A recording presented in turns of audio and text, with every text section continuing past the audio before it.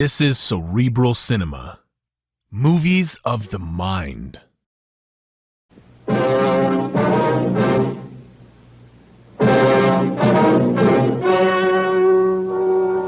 story you are about to hear is true. The names have been changed to protect the innocent. Fatima Cigarettes, best of all king-size cigarettes, brings you Dragnet on both radio and television.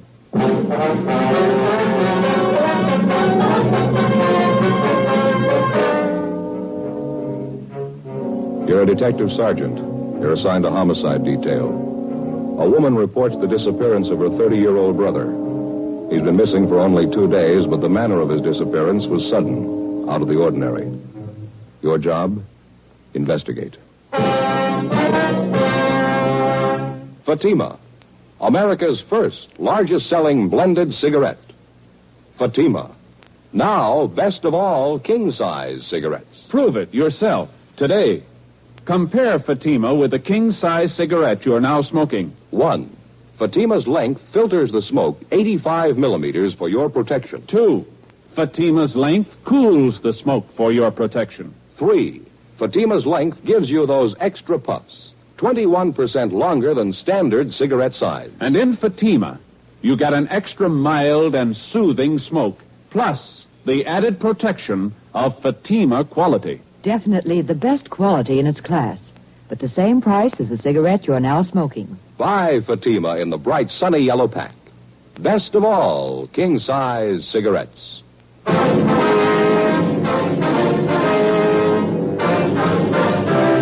Dragnet, the documented drama of an actual crime. For the next 30 minutes, in cooperation with the Los Angeles Police Department, you will travel step by step on the side of the law through an actual case transcribed from official police files.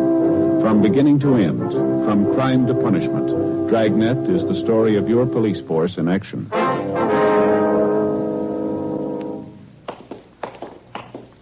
It was Wednesday, November 14th. It was overcast in Los Angeles. We were working the day watch out of homicide detail. My partner's Ed Jacobs. The boss is Captain Lorman. My name's Friday. We were on the way out from the office, and it was 8:56 a.m. when we got to the S&H Paper Company on 4th Street, the rear entrance. Where do we find her, Joe? Upstairs? No, main floor. She told me we'd find her in the timekeeper's office. She said it was near the back door entrance. We couldn't miss it. Let's give a look down the corridor, huh? Maybe one of the workers can tell us. Yeah, right. Looks like some kind of an office there, doesn't it? Just beyond the time clock? Let's see. Paymaster, head timekeeper. Yeah, that's it. The door's locked, Ed. You want to rap on the pay window? Yeah. Yes? Police officers, ma'am. We have an appointment with Miss Edith Tabor. Oh, yes, officers. I'm Edith Tabor. Just a moment, please. I'll ring the buzzer. Just push on the door. All right, thank you, ma'am. Go ahead, Ed. Right. Are you the one I talked to on the phone, Sergeant Friday? Yes, ma'am, that's right. This is my partner, Sergeant Jacobs. How do you do? This is about your brother, Miss Tabor. Ralph Tabor, is that right? Yes, that's right. I know there must be something wrong. Ralph's been gone since Sunday. No one's seen him. No one's heard from him. I'm worried sick about it. Last time you saw him was on Sunday? No, I didn't actually see him. I talked to him on the phone. We made a date for dinner. Ralph and I always have dinner together Sunday nights. It's about the only time in the week we do get to see each other. I see. I believe you told me on the phone you already checked with most of his friends, the places he'd most likely be. Is that right? I've called everyone I can think of. No one's seen him. Your brother's never done anything like this before, miss? Going off without telling anyone? No, never. I'm very worried, Sergeant. Can you think of any reason at all why he'd want to disappear of his own free will, I mean? No. No reason in the world for it. He seemed perfectly all right when I talked to him on the phone Sunday. Everything was fine. We made a date for the movies Tuesday night. That was for last night. Picture downtown we wanted to see. He made a special point of it. I just know something must have happened. Mm-hmm. I gather you know most of your brother's friends. You've kept in fairly close touch with him, have you? Yes, we get together at least once a week, as I say. I'm 4 years older than Ralph. I've looked after him since we were kids. We've always been together, the last 5 or 6 years especially, ever since Mama died. Your brother in a pretty stable mental condition, was he? No financial worries, nothing of that kind? No, sir, nothing I know about. I'd like to double-check this information that you gave me on the phone, Miss Tabor. Mm-hmm. The name and address and his description. Yes, sir. Mm-hmm. The full name, Ralph Lawrence Tabor, 14316 Almaden Street, male, white American, occupation, interior decorator. Is that it? Yes, that's right. Height? 5'11", 155 pounds, dark blonde hair, gray eyes, fair complexion, birthmark on left side of neck. Yes, that's all correct. Your brother in the habit of carrying large sums of money around with him, do you know? No, not that I know of. He has a good job. He's not getting rich at it, though. I run Ralph with more than $20, $30 on him at a time. Who was the last person to see him, miss? You any idea? Well, I talked to Ralph's landlady. She told me she saw Ralph and this friend of his, Andy Howard, going into Ralph's apartment. That was about 6 o'clock Sunday night. Ralph was supposed to meet me at 7:30, never showed up. Now, this friend of your brother's, Miss Tabor, this Andy Howard, are you acquainted with him? Yes, but I don't know him too well. I only met him 2 or 3 times. He lives in the apartment house next door to Ralph's, so the two of them were friends in the Navy together during the war. Good friends. You tried to get in touch with this Andy Howard? Yes, I called Ralph's apartment when he didn't show up for our dinner date Sunday night. There wasn't any answer, so I looked up Andy's number in the phone book and called him. Was he at home? Yes.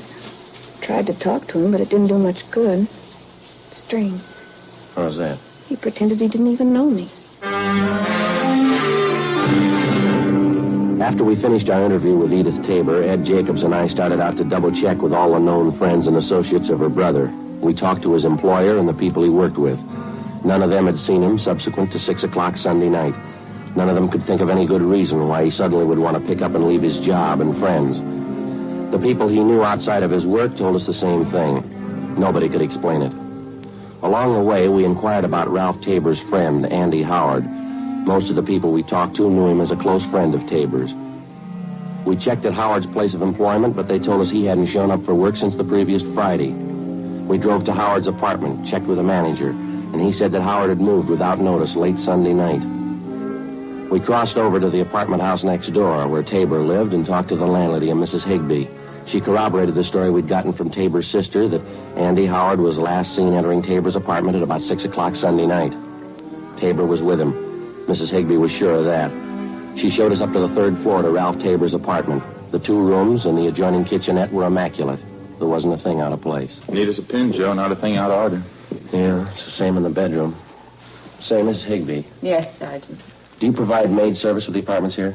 No, we don't. We've been thinking about it, though. Haven't quite made up our minds. Such a task, getting good, competent help these days. And the tenants are responsible for the entire upkeep, huh? Yes. Everything but painting, wallpapering, things like that. Doesn't Mr. Tabor keep things spotless? Just spotless? Yes, ma'am. There's just one thing I wanted to ask you about. It's over here by the window. Yes. Now, this wire here, apparently an aerial connection for a television set. Looks like... Yes. Mr. Tabor does have a television. Why? Well, I don't notice a set anywhere in the apartment. Would you happen to recall if he sent it out for repairs, anything like that? No, not that I know of. Besides, this doesn't seem like Mr. Tabor at all. How do you mean, Miss Higbee? Well, he's always so neat, fastidious. The end of that wire there looks like it was torn off the connection, doesn't it? Along the windowsill, too. Isn't that terrible? Fasteners for the wire ripped right out of the woodwork. That certainly doesn't seem like Mr. Tabor. Mm-hmm. Anyone else besides him have access to this apartment, ma'am? No one that I know of. No one besides myself, I mean. I have duplicate keys to all the apartments. Well, I just happened to think. Yes, ma'am? If a repairman did move the set out, it's possible my houseboy might know about it. Sam, that's my houseboy. How would he know about it? Well, it's a rule of the house. All furniture, heavy things like that, they have to be taken down in the freight elevator. It opens right onto the alley in back of the building. It's very handy. Yes, ma'am. Sam's the only one who operates that elevator. That's why I say it's possible he might know about it. Would you like to have me ask him? I wonder if you would, please. Well, surely it won't take but a minute, and I'll be right back. Thank you, Miss Higgins. Joe, you want to have a look over here? Yeah. What do you got? This wall bed here. I tried to pull it down. It's stuck. Mm-hmm. Stand right here. Oh, over here. See if you notice anything. Yeah, I do. You want to give me a hand? See if we can't get the bed down? Yeah. Push it on your side there. Okay. That's it. Okay. It's coming down now. Good Lord. Yeah. Tabor, you think? Oh, description seems to fit. Beaten to death, looks like, doesn't it? Something sticking out under the bed covers there. Yeah, it's a claw hammer. Stains all over it. Vicious. Guess a killer wanted to make sure. It's one of the worst I've seen. Feel sorry for the sister. She was pretty close to him. It's going to be tough on her. No tougher than it was for him.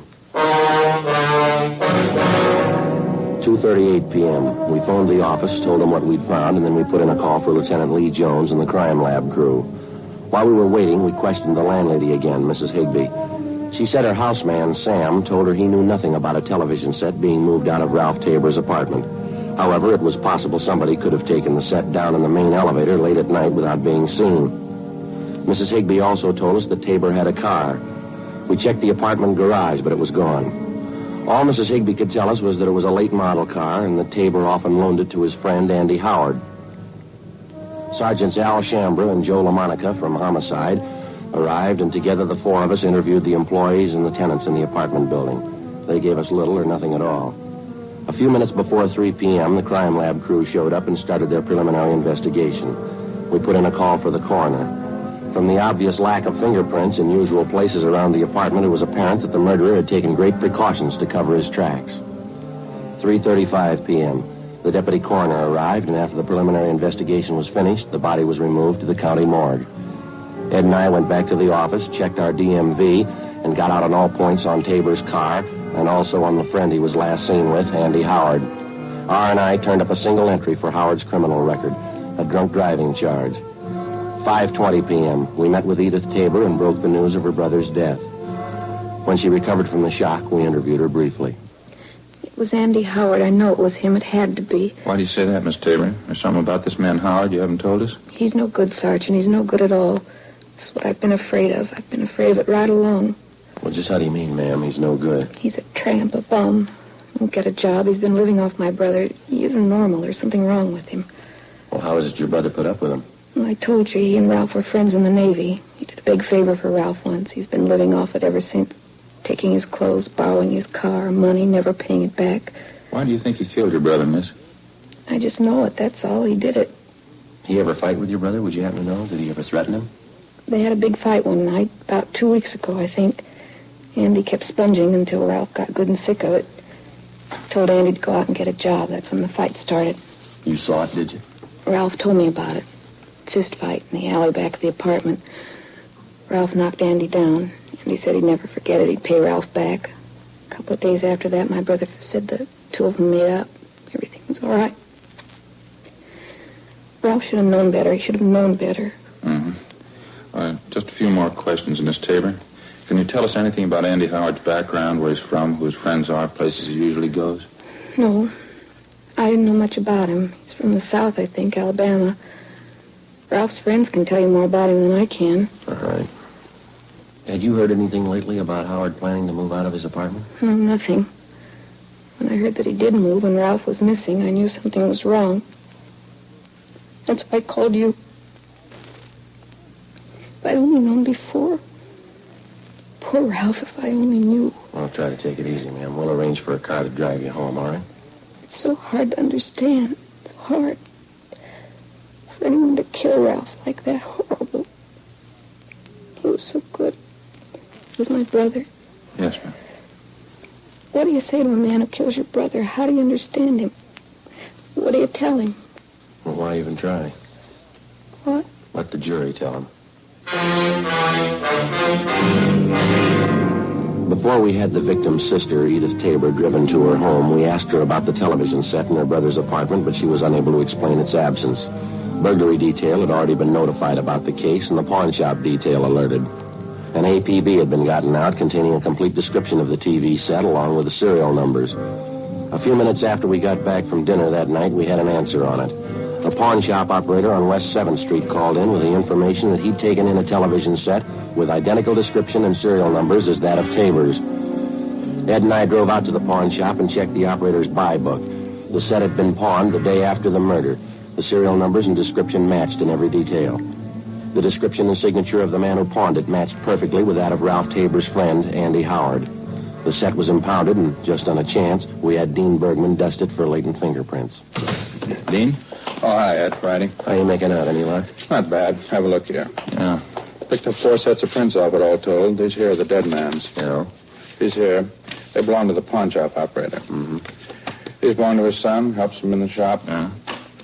Guess this is the one you're looking for. 2 clean index prints. Did you classify them? Checked them against prints from Andrew Howard's package. Yeah. They match.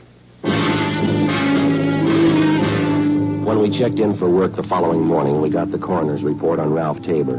Cause of death was listed as cerebral hemorrhage and multiple fractures of the skull caused by blows from a heavy blunt object. The other reports from the crime lab didn't give us much help. The better part of the next 3 days, Ed and I, along with Al Shambra and Joe LaMonica, held detailed interviews with the known friends and associates of the murder victim, Ralph Tabor, and the number 1 suspect, Andy Howard. The information we picked up was incorporated in a supplementary all-points bulletin and gotten out immediately. We found out that Andy Howard had a sailor's uniform in his possession, and though unauthorized, he wore it frequently. It bore the insignia of a quartermaster first class on the sleeve. We also found out Howard had identical tattoos on each forearm, the picture of an unfurled American flag with the name Betty D below it. We had the city covered for the suspect. 4 days passed, no trace of him. Saturday, November 24th, we got an urgent call from Homicide Commander Lieutenant Mort Gear in San Diego. On the highway? Uh-huh. When was that, Mort? I see. Oh. Hey, Joe, you got a pencil there? Yep, here you go. Thanks. Hey, Mort, he's pretty sure, huh? Uh-huh. Well, yeah, he seems to tie in all right. How's that? Well, I don't know for sure. We'll check with Captain Lorman right now and let you know. Yeah, thanks, Mark. Goodbye. Good break. What do you have to say? One of their traffic men down there, a fellow by the name of Jack Ladd, stopped a car on the highway going out of town speeding. Yeah. Ladd says the man answers Andy Howard's description perfectly, right down to the tattoo on the forearm. No doubt about the car the guy was driving was Tabor's description and license number. He even used Tabor's identification. When did all this happen? The day after the murder. They'd have held the man, but they didn't have the information at the time. That's a bum break. Which way was Howard going, did they tell you? Yeah, into town. They figure he's still there someplace. How do you mean? Found the car an hour ago, abandoned. 10 minutes after the phone call from San Diego, Captain Lorman checked back in at the office, and Ed and I met with him. We told him about the information San Diego had phoned in, and he gave Ed and I an immediate okay for the trip south. We went down to the garage, picked up a car, and 6 hours later, we checked in with Sergeant Russ Ormsby, San Diego Homicide. What's this, another fishing trip, or are we doing business this time? Afraid it's all business, Russ. The Andy Howard thing. Mark Gear around? No, I won't be back till later. I can brief you on it, though. McGuire and I have been working it on this end. Well, how about Tabor's car? You still got it staked out? Yeah, no nibbles yet. What do you figure? If nothing happens, pull it in tomorrow, process it for prints? Yeah. We've had something warmer than that since Mort Gear called you. It looks pretty good. Yeah, what do you got? Only came up with it a couple of hours ago. Field interrogation card, made out last night, west end of town. Hmm. Beat officer by the name of Driscoll questioned a man and a girl parked in a car out that way last night. Here's a description on the man. Thanks, Russ. Yeah, Fits Howard all the way, Ed, here. Mm-hmm. Couldn't get much closer, huh? We checked out the car they were in. Belongs to the girl. Yeah. What year, Ed? He's still using Tabor's identification. Yeah. All right, where's it go from here, Russ? You got this Andy Howard spotted? No. Beat man Driscoll, he didn't know the guy from Adam. Yeah, well, where's that leave us? The girl Howard was with. Driscoll knew her. We contacted the beat officer, Driscoll.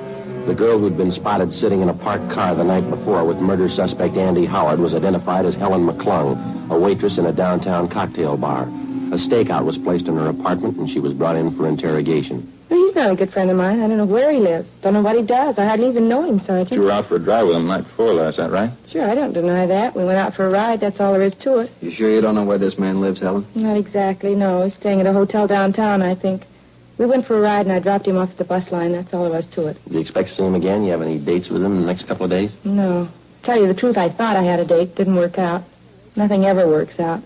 Phone this morning, called it off. Tell you why? He gave some lame excuse. I found out the real reason, though. What's that? You mind telling us? No, I don't mind. Got a date with my girlfriend instead. Claire Peterson. Burned me up a little, but I don't mind. Well, where's your girlfriend live, Helen? You mean Claire? Out on Rose Avenue, 1500 block. I'm not sure, though. Is he going to pick her up there? I guess so. Why? When's the date for, do you know? Yeah, tomorrow night.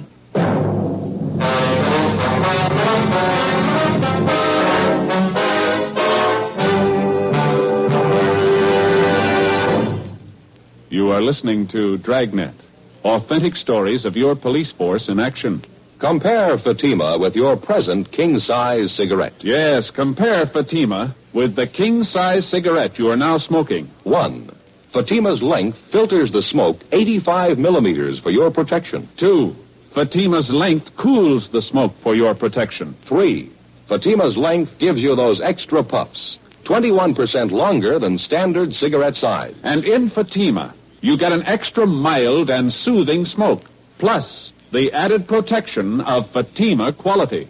Friends, to show our confidence in Fatima, to convince you quickly, dramatically, that Fatima is the best of all king-size cigarettes, we make this money-back guarantee. Buy a pack of Fatimas. Enjoy Fatima quality, extra mildness, and superbly blended tobaccos. If you're not convinced Fatima is better than the king-size cigarette you're now smoking, just return the pack and the unsmoked Fatimas before April 1st, and we'll give you your money back plus postage.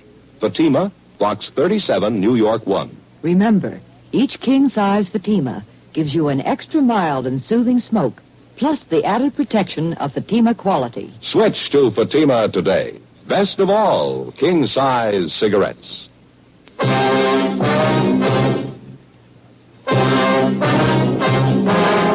Monday, November 26th, 10 a.m. After checking her name through San Diego R&I, we finally located the address of the girl Claire Peterson, who was supposed to have a date with our murder suspect, Andy Howard, that night. She lived in a small apartment house in the southeast end of town. The manager told us that she'd already left for work. We ran it down. The Peterson girl was employed as a cutter in a shirt factory down in the industrial district. We questioned her at her work. A tall, attractive girl, blonde, blue eyes, a small scar on her chin. She kept working while we talked to her. Yeah, I have a date with Ralph Tabor tonight. Something the matter? Afraid so, Miss Peterson. In the first place, his name isn't Ralph Tabor. No, I'm sorry. You must be wrong, officer. I was out with him just last Monday. I know that's his name. It's on everything he has. His car, his wallet, all his business papers. Guess you must have made a mistake. No, it's no mistake, man. We checked it out pretty thoroughly. We'd like to talk to you about him if we could, please. Well, there's not too much to tell. I just met him Monday night. It was with my girlfriend, Helen. He wanted to go out with me, so I made a date. I didn't think there was anything wrong. You said he's to meet you at your apartment, Miss Peterson. Did he give any specific time when he'd be there? 8 or 8:30, he said. Hey, what's wrong? Do you know? There's something wrong with the man. I ought to know, don't you think? We want him for questioning, ma'am. You any idea where he lives? No, I haven't. One of the hotels downtown, I think. 5th Street or 6th Street. I wouldn't know for sure. Why do you want him? Can't you tell me, please? We believe he's committed a murder, Miss Peterson. Matter of fact, we're sure of it. What do you want me to do?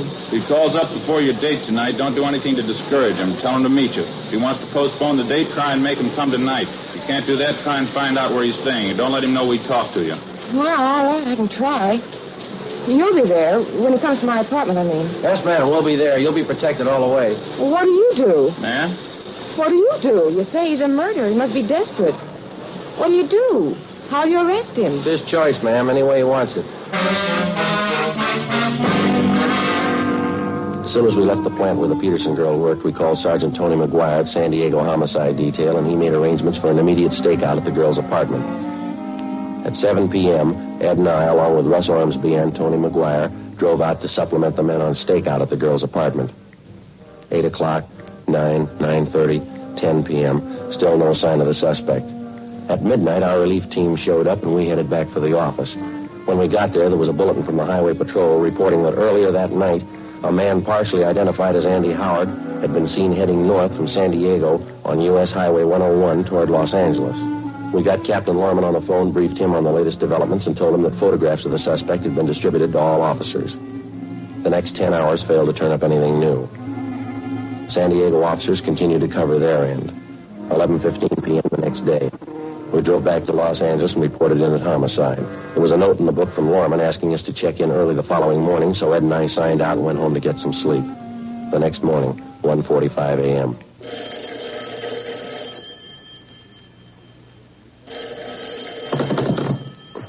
Hello, Friday talking. Sorry to wake you up, Friday. This is Hawkins down at the business office. Oh, yeah, Hawkins. What do you got? Beat officer out in Wilshire called in 2 or 3 minutes ago. He figures he has your murder suspect for you, Andy Howard. Bring him in now. Well, what about identification? He checked that over? No identification. He's wearing a sailor's uniform. What about insignia, his rating? Quartermaster first class. After I hung up, I phoned Ed, got him out of bed, and the two of us drove down to the office where we picked up the suspect and took him to the interrogation room. During the interrogation, we found a wallet concealed on his person. It contained a driver's license, credit card, and half a dozen other means of identification. All of them were made out to Ralph Tabor. After an hour of questioning, he'd still admit nothing. He sat hunched over in his chair, tearing an old envelope into small pieces and dropping them on the floor in front of him. This'll make the 10th time I told you. I don't know what happened to Ralph. I didn't take his car or his television set. I didn't leave the city. I wasn't in San Diego last week. Now, if you don't believe me, you prove I'm lying. We didn't pull you in on the guess, Andy. We'll prove it. You mind telling me how? We got 3 people on their way in here right now. Ralph Tabor's sister, his landlady, a man by the name of Sims, pawn shop dealer. Mean anything to you? My word against theirs. 3-1, mister. They got the odds in their favor. Look, why don't we straighten this out once and for all? You think I killed my friend Ralph. Why? Explain it to me. Why should I kill him? Look, I wouldn't know, Andy. Maybe you'd like to tell us. His sister says he was pretty good to you. She was good to me. I guess she didn't tell you what I did for him overseas when we were in the Navy together. No, she didn't tell us. She wouldn't. Stupid women. I haven't found one of them worth anything. Frustrated. She needs a husband. That's her trouble. She claims her brother was paying the bills for you, Andy. He gave you clothes, money, his car. She says you were living off of him. Lousy woman. That's all the thanks I get for all I did for Ralph. I borrowed a few dollars, yeah. That's all. Kept throwing it up to me, him and his sister, after all I did for him. What are you trying to say, Andy? Could have been different, Ralph and me. What do you want me to say? Did you kill him? Did you kill him, Andy? You can't explain it that way. It's not as simple as that. It isn't? No, it's all mixed up together. It's complicated. It's not simple at all. I mean, with your best friend especially. It's more of a mistake. I mean, morally, I didn't mean to kill him. I just did. It's a mistake. Terrible mistake. You want to give us a statement, Howard? The stenographer will take it down. Oh, yeah, all right, in a minute. Just want to make sure you understand. I mean about Ralph. And all I did for him. Yeah. No gratitude at all. You blame me? I mean, after all I did for him, you blame me? Well, you should have remembered, Andy, about gratitude. Yeah? Doesn't mean much when you have to ask for it.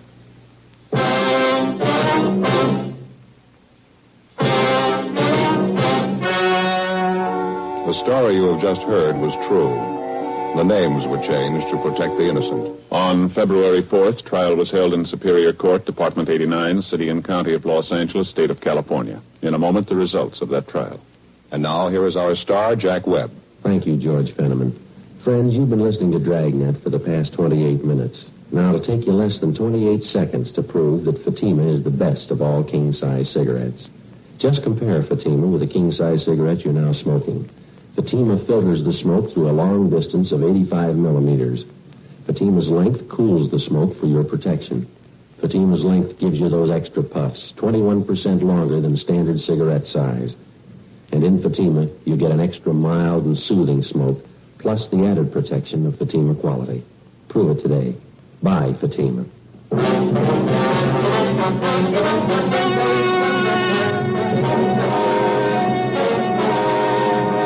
Andrew Thomas Howard was tried and convicted of murder in the second degree. He is now serving his term in the state penitentiary, San Quentin, California. Second-degree murder is punishable by imprisonment from 5 years to life. Ladies and gentlemen, right now, inflation is America's #1 menace on the home front. It's the one enemy that can lick America. We can help prevent this by working harder, working better. The fight against inflation will succeed only if all of us get behind it.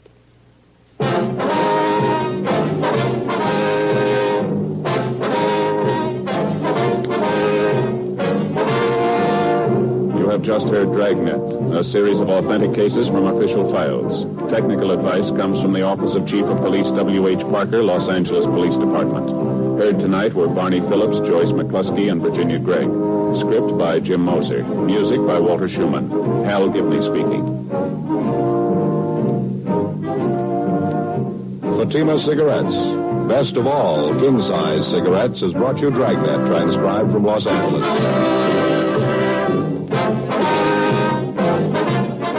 Next, it's David Harding and Counter Spy on NBC.